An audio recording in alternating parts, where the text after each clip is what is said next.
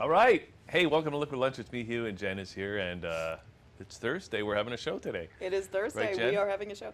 Yeah, and you tease me for going to Denny's, but I like to have a good breakfast before I do a show. And I like to have it late, like just before the show. Right. What did you have, French toast? No, I was really craving pancakes. See, I'm craving French toast right now. Oh, it's a good thing, too.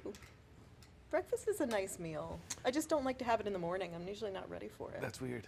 Okay, wait. We got Conor Kelly joining us here, and Conor, you can weigh in on all this I stuff, had breakfast too. a long time ago. Did you? Yeah. Today? Yeah, I like 6 a.m. Really? Yeah, I know Yes. that's weird.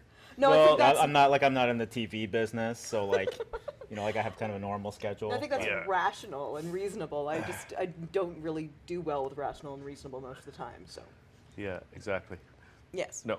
But McDonald's, this is a big thing. And don't worry, Conor, we can cut all this crap out.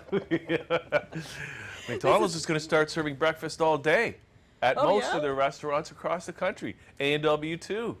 It's life changing. It is. How many times have you gone or had to go, I got to get to McDonald's before 11 because then they're going to stop selling the Egg McMuffins?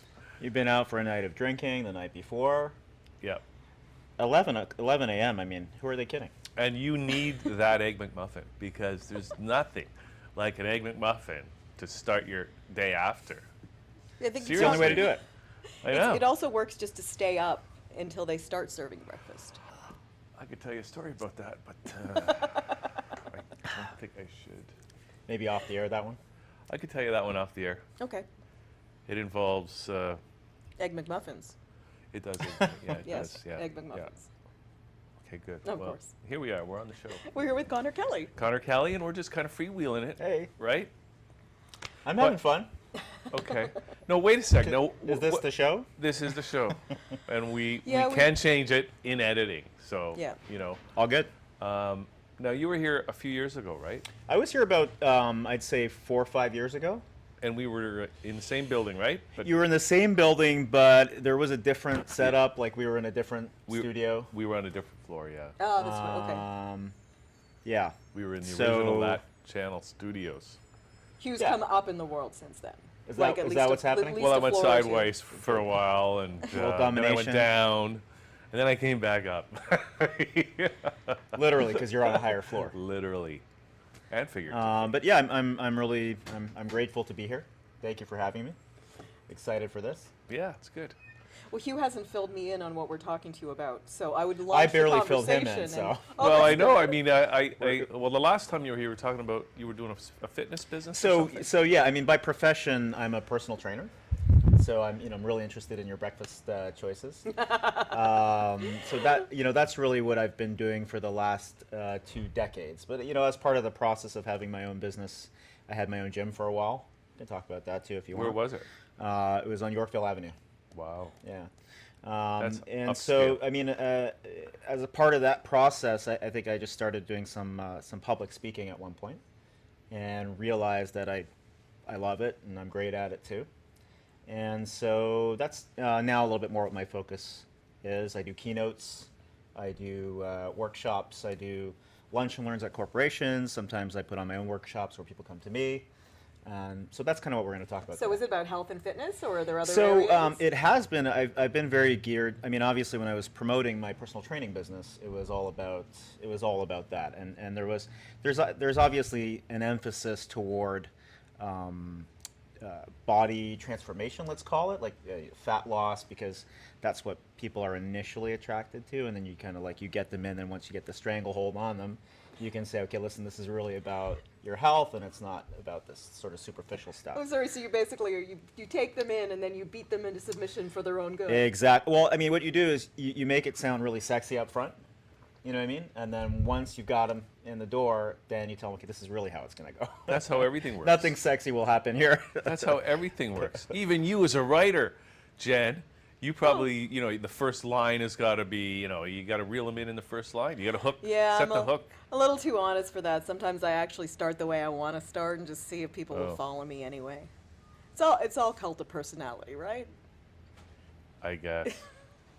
But I think there's something to that. I mean, to motivate people by getting them excited by being a personality that they're interested in interacting with, you probably encourage a lot of people in ways that they might not have been able to do on their own.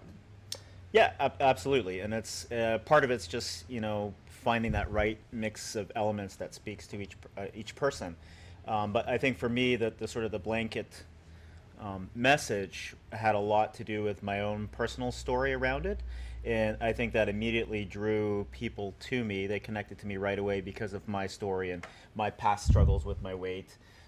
So I sort of wove that into the narrative such that it could the advice that I was then giving could resonate a little bit more. It wasn't like I was this like perfect Adonis.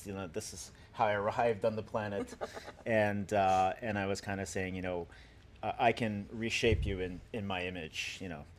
Should you be fortunate that I choose to do so with you. It was more like, hey, listen, I really get how hard this is. I've been through it, and so there's some very real solutions here. And that's what's led me to my current interest, which is I'm always going broader. I'm always thinking bigger picture. That's just my nature. I have a philosophy degree. That's cool. That's why I became a personal trainer. That makes a lot more sense than some things I've heard. Because all the philosophy jobs were taken. No, right? I mean, it's not like they're sitting around You could be the making tons conference of table dollars at doing that. well, yeah. Yeah. Microsoft, has been trying to headhunt me for years, But anyway, yeah. So I've started to think more in terms of just personal change and transformation, and not limiting that to health. Although I think health is sort of a foundational one for all of us.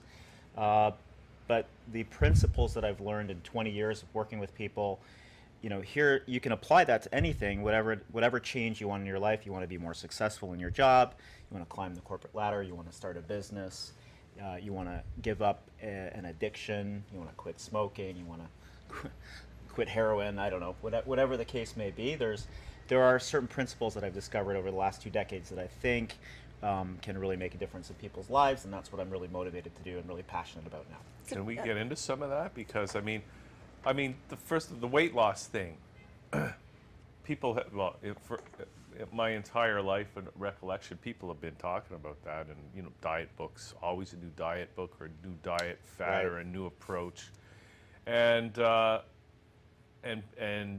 lots of people that would really like to, take the weight off if they could, and yet they don't, and it's easy for me to sit around and say, I don't get it, but I can't put weight on if I want to. So I don't know. What is it? Why are people stuck with bodies that they're not entirely happy with? Well, this is one of the biggest challenges for many people. In fact, recently there was an article, I think it was from the CBC, where they said the subject line of the article was, research proves that long-term weight loss is practically impossible. And what they had figured out by looking at a combination of studies was that there's only really 5% that get through the process of losing the weight and actually keeping it off. It's kind of like a whole body makeover, right? You become a different person. Absolutely. But very few people actually do that. I think David Peterson, former premier of the province, did that. Right. And once he did, he was good looking enough that he could become premier. Right, but before that, well, Bill Clinton really did that too. Are you saying you wouldn't vote for him before that? No, I wouldn't have voted for him before that. But after that, it was, he had my vote. Remind me to tell you my David Peterson story sometime. Okay. Yeah. Off air. Maybe we'll do that later on air. I'm curious about that one too. It involves a tennis ball. It's not that excited, actually. Where's that tennis ball right now? It was on the roof of the school. Yeah. Okay. It's a very silly story. We'll do that I'm again. actually really curious to know about your own story. My story. That whole thing. Yeah. So I mean, in the story, the way the story usually goes is I was a very scrawny teenager, and I weighed probably 120 pounds when I was 15 years old. Right. And so for me, it was a lot of confidence issues. And I got into working out with weights because I wanted to sort of overcome those parts of myself I didn't like, get bigger, and I got very obsessed with it. And what happened was the pendulum sort of swung all the way in the other direction, and I got into doing strength competitions, strongman, powerlifting, and I ended up gaining about 100 pounds. So I went, all of in a few years, I was basically as wide as I am tall. And so then You were the ad on the back of the old comic books. Were you eating like all the protein stuff and the brewer's yeast and all mega that kind of animal stuff? proteins. Many poor chickens had to die going into the making of the Conor Kelly that I was when I was doing strongman and powerlifting. Yeah. So I eventually retired from the sport. That was around 2005. I did my last Ontario Strongest Man competition in 2005, and I was provincially ranked for a while in that sport. And then when I retired, I was just basically, I had all this extra weight and I was just kind of carrying it around, and it didn't serve a purpose anymore. At least when I was doing the competitions, it helped to have that body, muscular body weight, and body weight in general helps. And so I figured, I should probably lose some weight. And I actually went through an interesting period of about a year and a half where I wasn't successful at making those changes. And for a little bit of context, this entire time I was also working as a personal trainer. So, I was coaching people on what to do and couldn't really do it myself. So as you can imagine, that felt like I didn't feel like I was in integrity with But what you I were was doing. Yeah. highly motivated to solve that, to crack that code, right? Yeah, so I had that additional sort of background issue going on. And then luckily I figured out a few important things, and that's part of what maybe we can talk about today. And in about 4 months I lost 35 pounds. And I've never looked back. And it was, as you said, it was a total change in my life. I was a new guy. I had so much more, I had so much more energy, so much more confidence. And I was working as a personal trainer at Extreme Fitness when this happened. And I said, I'm quitting my job. I'm starting my business. And that was the beginning of an 8-year business where I coached hundreds of people on a program that I had designed around the things that made me successful with my transformation. That's what brings us to here. Right. Now, I know that I think that in a way you were lucky because you already had the history of training your metabolism, I think. Yeah, because I do know a absolutely. lot of people who were athletes in school and into their early 20s, and they're always the people who have the success losing weight, from what I've been able to see. That they're the ones that can actually rely on their metabolism almost kicking back in. Yeah, I mean, former jocks especially, like they tend to back in shape like that if they apply themselves, because they also have the history of having that discipline, of having done the training before and having eaten reasonably well. And something part of them must have enjoyed it too. It Right. definitely helps to enjoy what you're trying to do to lose weight, because if you don't enjoy it, you're not going to stay with it. Right, and in fact, I wouldn't say it helps. I'd say it's essential. Right, that's one of my principles. Oh, interesting. You absolutely, there has to be enough reward in it for you to keep doing it, because your brain on some level is always making a calculation, and there's a sort of a scale of reward versus what you're putting in terms of your hard work, right? So that scale has to tip towards reward, otherwise you get discouraged and you tend to give up. And that happens to a lot of people, especially this time of year, as we know. With, I would guess New Year's you're resolutions. telling us that there is no easy, quick fix, and it is not a simple thing to do. I mean, if I said that, would that really surprise you? Not at all, not at all. But Shocker. but it's Well. definitely like you. News headlines everywhere. It's not easy to lose weight. Yeah. That's not what we want to hear. I Connor. know, I But know. that's where I was gonna go with Unfortunately. it. I That mean, is what people want to hear for sure. And you're part of your job, it seems, your mission is to motivate people to make the changes, right? Absolutely. So motivate us right now. We don't want to hear that it's hard. Yeah, absolutely. Well, I mean, there are aspects to it that are hard, but if you follow certain steps, it can be a lot easier and a lot more enjoyable And rewarding. and rewarding.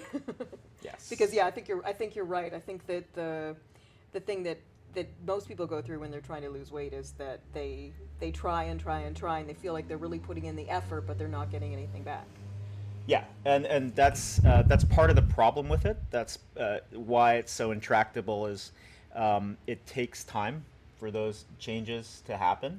It's not like they show on The Biggest Loser, where you can lose 15 to 20 pounds a week, and somehow think that that's healthy for you. Your body just doesn't release fat like that. It releases, if you're doing it the right way, and you're wanting to lose from the right stuff, which is ideally you want to lose the body fat and keep the lean tissue that is actually propping up your body, supporting you, making you strong, and keeping your metabolism high. Right. If you're and doing also it the right, helping you burn the fat, I suppose. exactly. Yeah. So if you want to do it the right way, that actually takes time, and it's kind of a slow process. So the trick is to figure out how do you keep the motivation high enough that you can do it over 6 months to a year, because realistically that's how long it's going to take most people to see significant results. It depends where you're starting from too. I mean, in a lot of cases you're starting with a history of injuries, Right. especially once you kind of tip over 40, people have done some stuff to themselves. So they're like a little bit slower. They can't train at the same intensity. Maybe some of those jock types that we were referring to earlier. Right.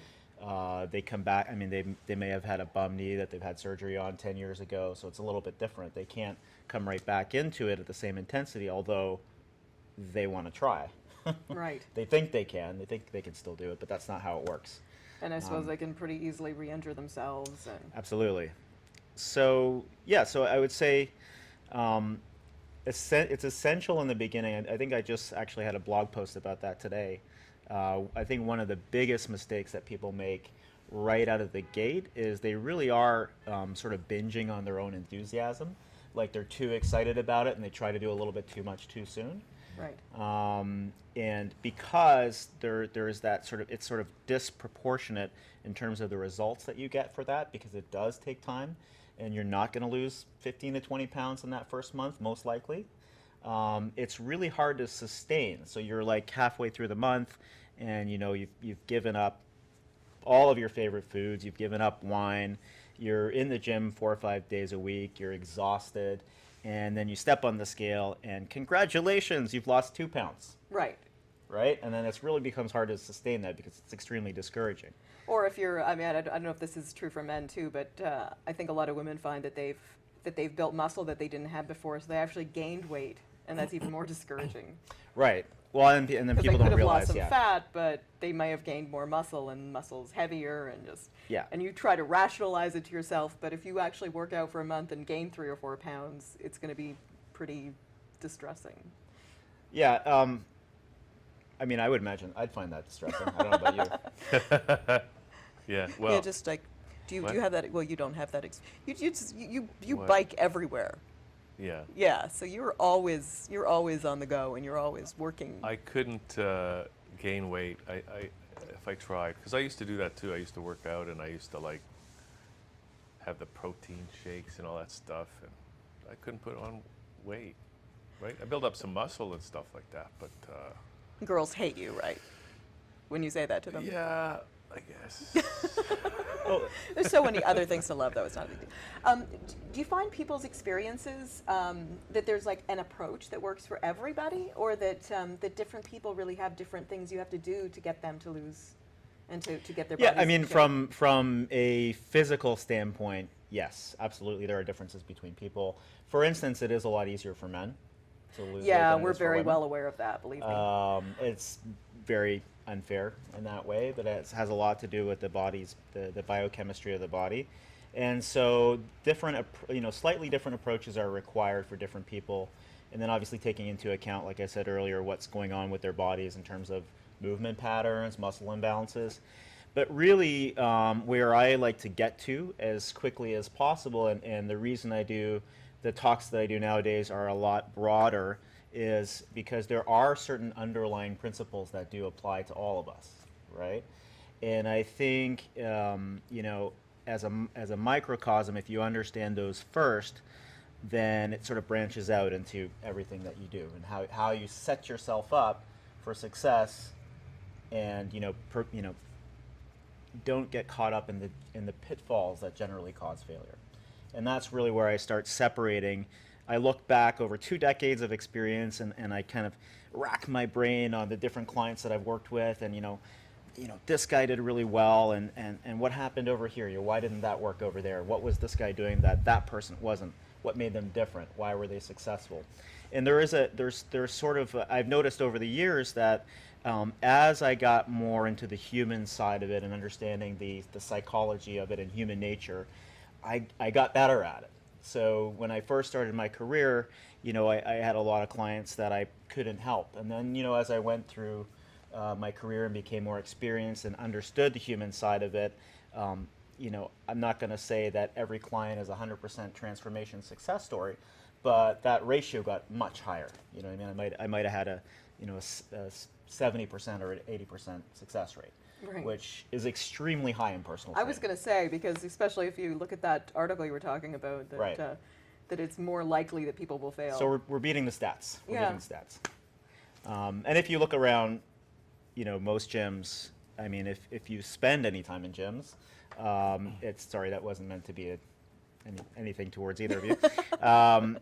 But you'll notice that personal trainers' clients don't really change. Yeah. In general. In Yeah. general, you And I can find see it the same with yeah. acting instructors. And the people are in acting class and they're with their acting coach for years, and Yeah. they're still the same actor at the end of it. Right.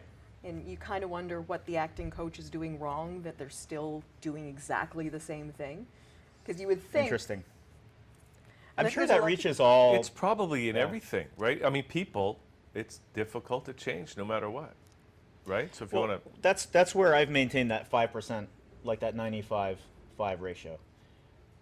I think you can see that almost as a universal principle. To me, it's like 5% of businesses succeed. Who are the top 5% in business, people-wise, and 5% of people succeed in losing weight. So you kind of see, even if it's not exactly 5%, it's somewhere in that range. So you Right. kind of see that across the board. So I'm really about how do we solve that problem of change, so that we wind up, for whatever we want to do, we wind up in the top 5% versus the bottom 95%. Right. And I think so. So let me sort of distill to you sort of the basic philosophy on this. A lot of times, what happens is it's sort of one of 3 possibilities. Usually, someone has experienced a symptom that they want to change. For example, as we've been talking about, being overweight. And what they do is they set about trying to correct the behavior. They do that simply by just trying to be better. Right. And usually when you do that, you can get a little bit of traction, but it doesn't really go anywhere. In scenario number 2, there's a breakthrough of some kind that happens, which typically is from an external source. So let's say, their doctor gave it to them straight, which happens a lot. Like you Right. get clients where they go, listen, like if you don't shape up, buddy, 5-10 years from now, like you're going to be in hell. And it's like a wake-up call, and then they come to a personal trainer like me, and then they make that commitment. They go through a process of reorganizing their lives. They change their lifestyles, but they kind of get to a new normal. They only go so far. So the person that had the goal of losing 70 pounds loses 20 pounds, for instance, and then that's kind of like their plateau. And then, Right. and now they're just kind of stuck there. That's like their new sort of glass ceiling. And then the third scenario is the person that is in the top 5%, which manages to find a way to keep doing that process of reorganizing and breaking through, so that every time they hit a plateau, they're able to go past the plateau and go to the next level. Right. And that's the person that ultimately goes, that takes off the 70 pounds or the 90 pounds or the 100 pounds and is able to keep it off. So the key is to look at those, 3 sort of transformation types and see what is the person on this end of the spectrum doing that the person over here is not. So, and I think that what you're saying is really true, though, that it really does require, most of the time, for most of us, it requires somebody outside of us. We don't really have it in ourselves to do that. We don't have the experience. We can do the research, but even if we do the research, we might not understand how it functions in the real world. Like reading something or watching a video on TV, it's different from actually having something tailored to what you are. P90X, that's all you need. What's P90X? You don't know what P90X, you know what P90X is, right? Well, I remember hearing about it. It's like Is an it like the exercise secret- program or something like oh man, that. it's huge. Yeah, Oh. it's one of these infomercials. Oh, okay. Is it Tony Horton? Okay. It's huge. Yeah. So It's yeah, the way, I guess. Is it The way. the way to do it? it's very hard to. I personally have never met a single person, I think, in my career that has been successful using only those tapes. Yeah. See, it's like what Have you? Jon Stewart said Have on you the ever Daily- met anybody No, that's? I'd never even heard of it. I'm so being honestly, serious that's, now. Have yeah. you? I've never, and that's not the only kind of tapes. There's all kinds of tapes, Right. Yeah. Right. And I- I've never met anybody that's no. I can't say there's been more than one or two people in my entire life that I've met that I know where I haven't seen them for a year and then I see them and they're transformed. Or Right. I watch them going through a transformation and all of a Right. sudden. And you they're remember those very examples. seldom. Yeah. And Absolutely. usually you can count them on one hand, pretty much. Absolutely. You were trying before when I'm sorry, what was the name of the politician again? Was it David Peterson? Oh, David Peterson, yeah. Yeah. And then you were trying to think of another example, and I don't think you Was I? came up with one.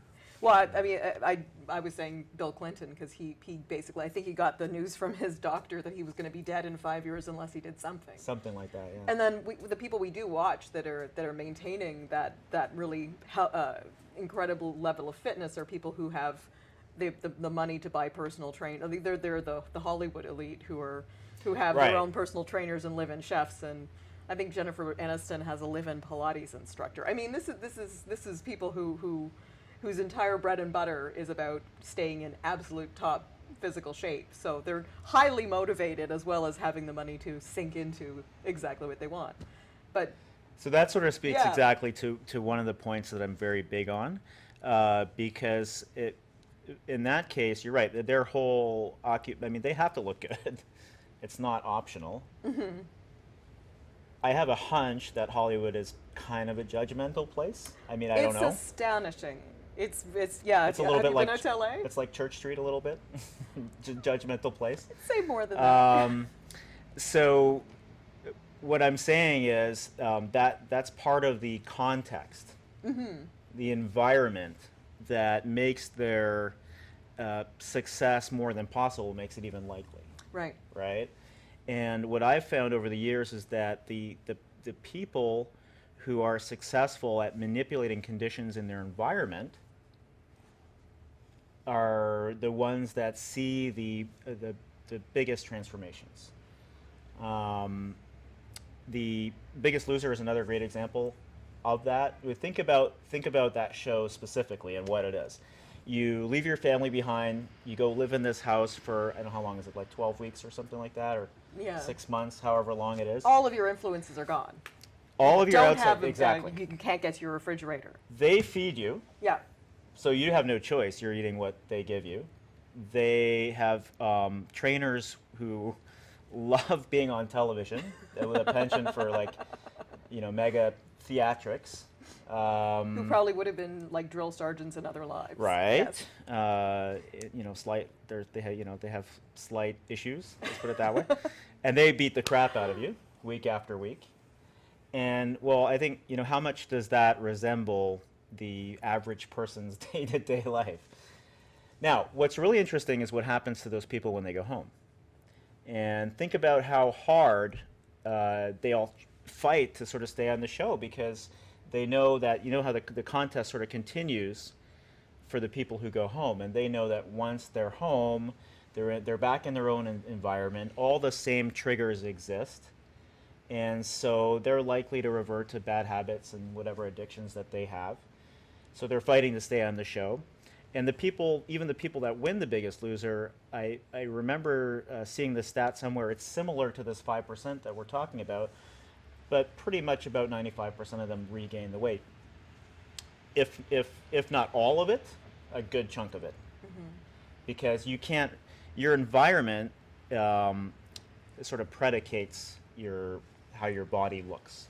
So, I tell people, if you feel like you have 50 pounds to lose, it's because you live in a 50 pounds overweight environment, right? Whereas if you were at your target weight, how would your environment seem different? Would I be able to walk into your house, open your cupboards, open your fridge, and see a difference? Yeah. Of course I would. And would you be able to follow you around for the day? Could you follow that person around for the day and see how their life has changed so that they're living a life that requires them to be that 50 pounds less? Right, right. Yeah, and I think that's what's really hard for people because they want to keep, they think about it as being something that's just their body as opposed to being their environment, their influences, their entertainment, their lifestyle. Exactly. And so what I want to do is let's look at this at a much deeper level. And, in the same way that, modern medicine might sort of treat the disease by treating the symptoms. And you don't really go, you have a pill for whatever the symptom is, and you don't Yeah. really go into what's causing the disease. I think a lot of times our approach to weight loss is kind of the same thing. It's like, well, I want to make this change, so let me, stop eating chocolate or whatever the thing might be, Right. So what you're doing is you're sort of picking at the behaviors, but you're not really understanding the root cause of the Right. behavior, so you haven't done the deeper level stuff that really creates transformation. So you're not starting with why I'm eating the chocolate in the first place, and what can I Right. change in my life to make sure that I don't need the chocolate. Yeah, exactly. And I feel like if people started there, they would. I don't just feel like, I know from experience that when people start there, they have a lot more success with the whole process. Can you tell us in broad terms about one of your successes? Sure. So one of the stories I tell, and I kind of change the names to protect the guilty or the innocent or whatever it is. But I call him John, and John he's 46 years old, and he's a single dad with 2 kids, and he's got basically, prior to coming to see me, it's not like he was massively overweight, but he could have lost about 30 to 40 pounds.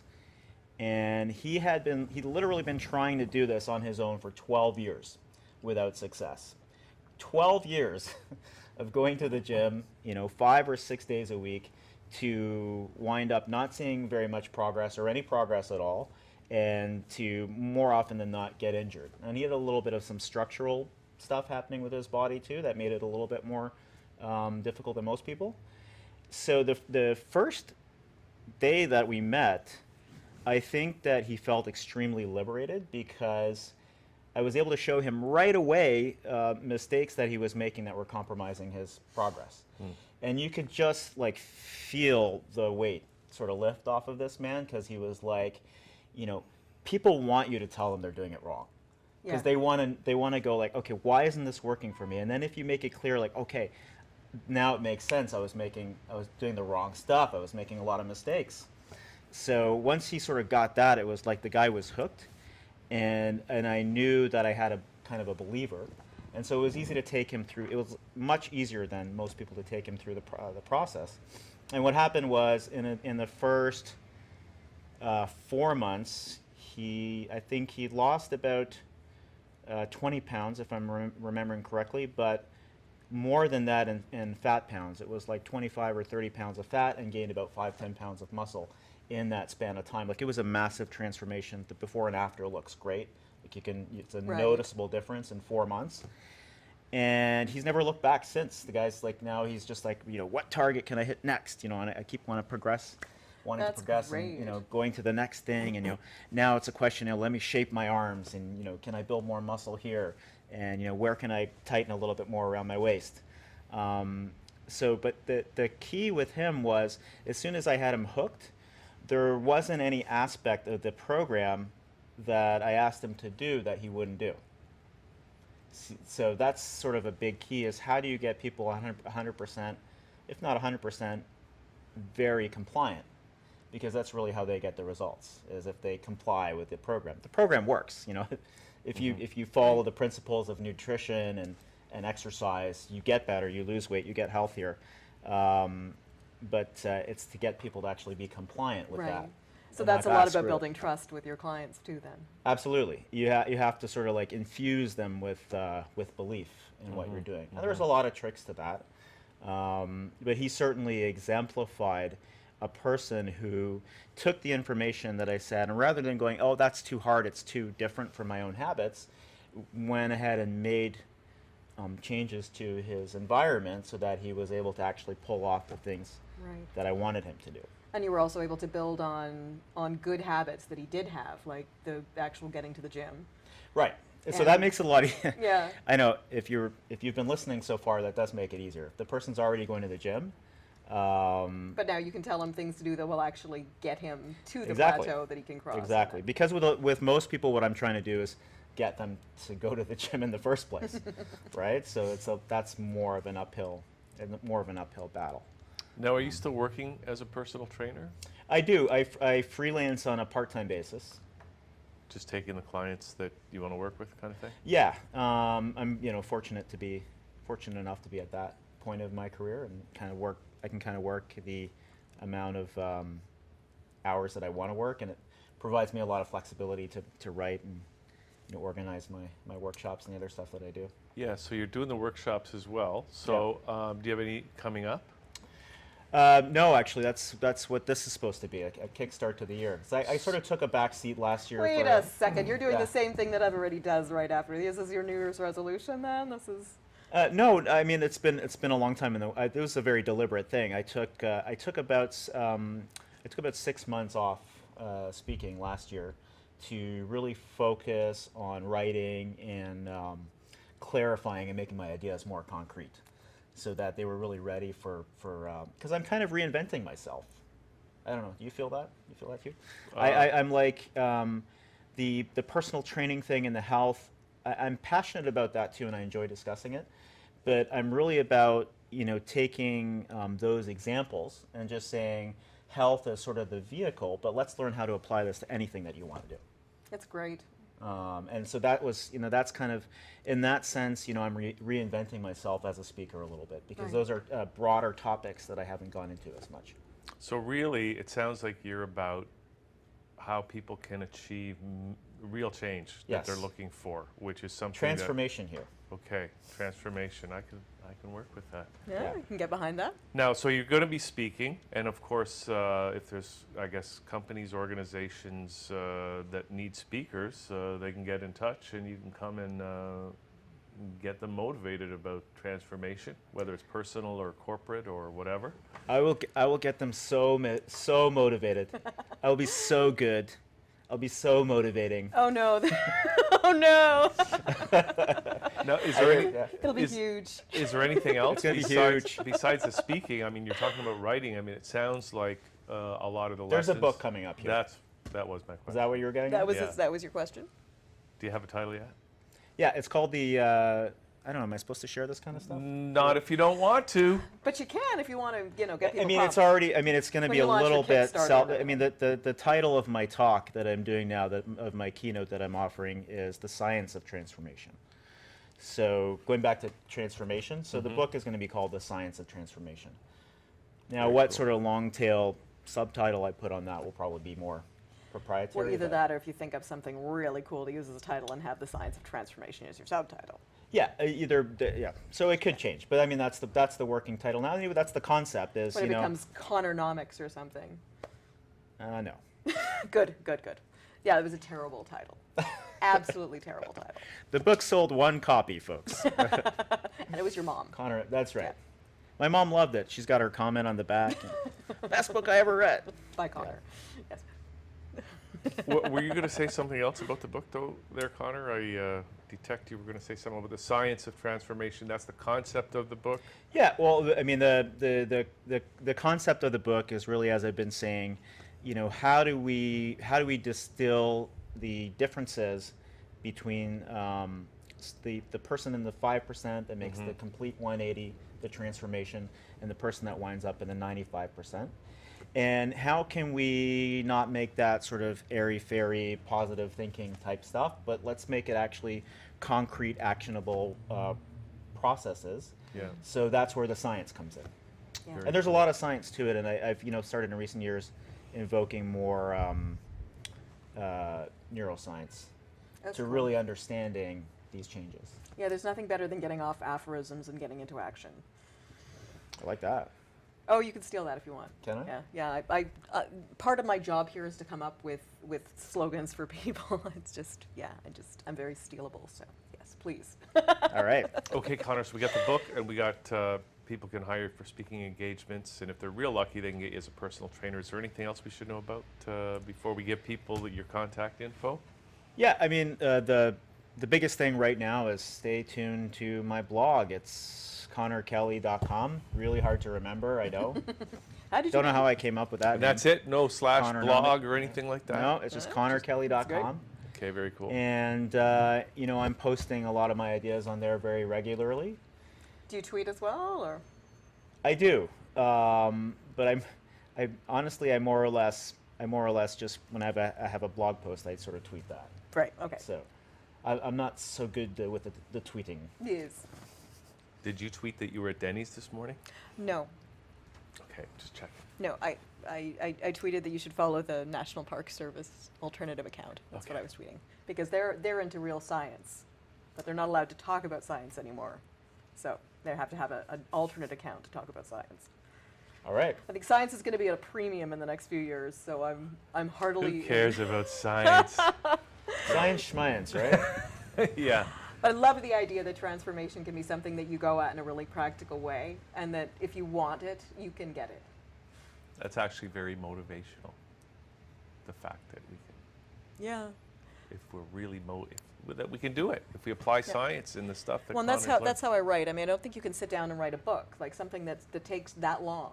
It could take a year of your life. It could take 5 years of your life. You can't sit down and write a book unless you, at some level, believe it can be done. Absolutely.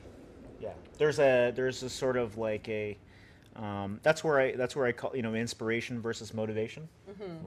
Right? Motivation often is sort of something extraneous and it's outside of you and often temporary. Right. It's you saying, "Come on, do it." Right. And you can go and you can listen to a motivator and, you know, get all like pumped up and, you know, listen to a motivational tape. And I love motivators, like I love, you know, Les Brown and Zig Ziglar and, you know, that type, and they're great, and I think those definitely have a role. But what I'm really all about is how do we bridge that gap between motivation and implementation, so it Right. actually gets done. And I feel those sort of, I'm using a lot of shun words, but I feel like that's where you end up with inspiration. And it's a lot more, there are often it's more principle based. Right. There's something underlying it that has to do with a contract that you made with yourself Right. a long time ago. It becomes a belief instead of just a temporary energization that you might be getting. Yes. That's another shun. It's different because you're compelled to do it. Right. Okay, makes Conor. sense. Yeah, absolutely. It does. Thanks for coming in today.